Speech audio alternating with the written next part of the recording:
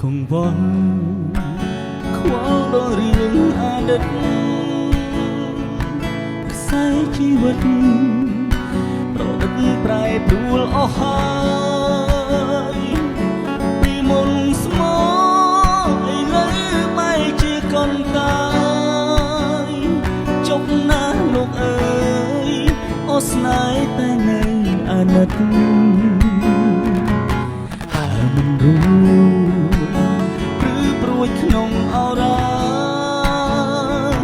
ប្រជុំស្នេហាជីវ៉ាសោកាមិនខានហើយគិតថារូបបងចង់តែដកប្រាណ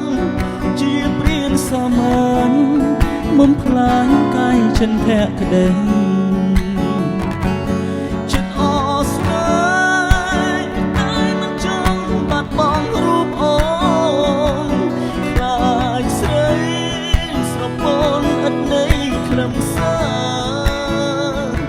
នឹកធ្លាប់សង្ឃឹមថានឹងបានរួមរស់ជាគ្នាតែដល់វេលាអូននេះស័យស្នេហ៍ទៅហើយគិតមិនយល់ជំរឿចិត្តខ្លួនឯងសែនចំបែងនឹងត្រូវធ្វើយ៉ាងណាមិនដែលក្ប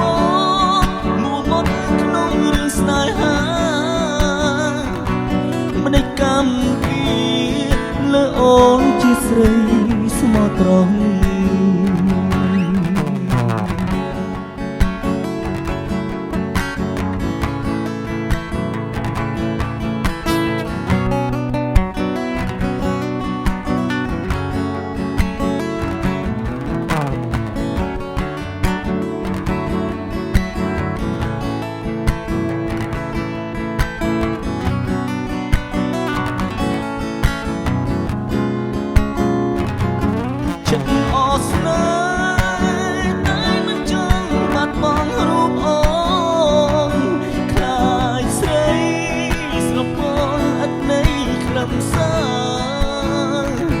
នឹកធ្លាប់សង្ឃឹមថានឹងបានរួមរស់ជាគ្នាតែដល់វេលាអស់នេះស័យស្នេហ៍ទៅហើយគិតមិនយល់ជំរឿចិត្តខ្លួនឯងសែនចំបែងមិនដឹងត្រូវធ្វើយ៉ាងណាមិនដែលក្បត់មួមកក្នុងរឿងស្នេហាមិនได้កម្មពីលើអូនជាស្រីស្មោះត្រង់មិនได้កម្មពីលើអូនជាស្រីស្មោះត្រង់